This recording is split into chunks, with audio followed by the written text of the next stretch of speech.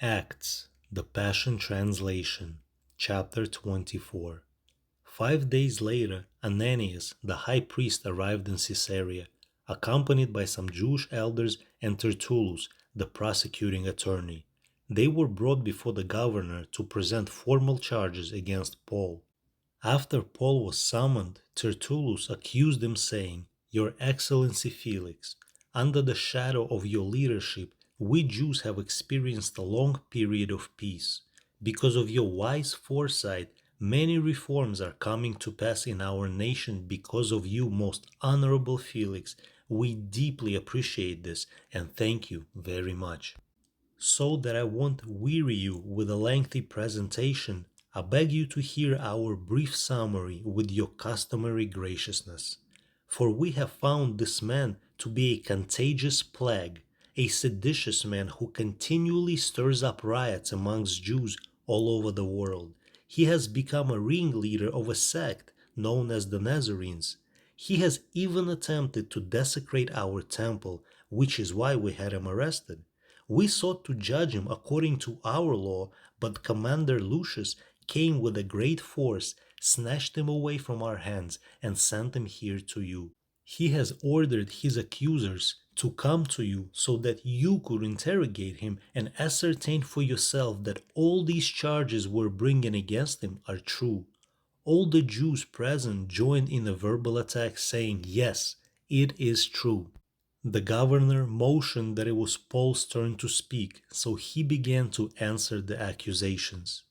"Because I know that you have been a judge over this nation for many years, I gladly respond in my defense.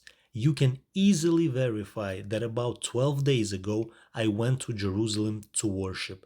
No one found me there arguing with anyone or causing trouble amongst the people in the synagogue or in the temple or anywhere in the city. They are completely unable to prove these accusations they make against me. But I do confess this to you. I worship the God of our Jewish ancestors as a follower of the way, which they call a sect. For I believe everything that is written in the law and the prophets.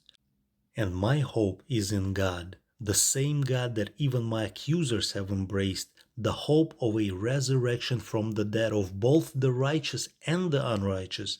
This is why I seek with all my heart to have a clean conscience towards God and towards others. After being away from Jerusalem for several years, I returned to bring my people gifts for the poor. I was in the temple, ritually purified and presenting my offerings to God when they seized me. I had no noisy crowd around me, I wasn't causing trouble or making any kind of disturbance whatsoever.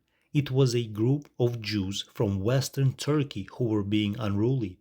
They are the ones who should be here now to bring their charges if they had anything against me, or at least these men standing before you should clearly state what crime they found me guilty of when I stood before the Jewish Supreme Council, unless it's the one thing I passionately spoke out when I stood amongst them.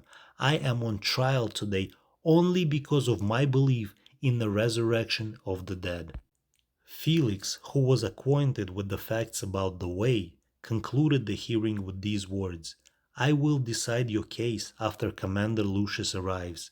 He then ordered the captain to keep Paul in a protective custody, but to give him a measure of freedom. He allowed any of his friends to visit him and help take care of his needs. Several days later, Felix came back with his wife Drusilla, who was Jewish. They sent for Paul and listened as he shared with them about the faith in Jesus, the Anointed One. As Paul spoke about the true righteousness, self-control, and the coming judgment, Felix became terrified and said, "Leave me for now, I'll send for you later when it's more convenient." He expected to receive a bribe from Paul for his release, so for this reason he would send for Paul from time to time to converse with him. 2 years later, Felix was succeeded by Porcius Festus. Before he left office, he decided to leave Paul in prison as a political favor to the Jews.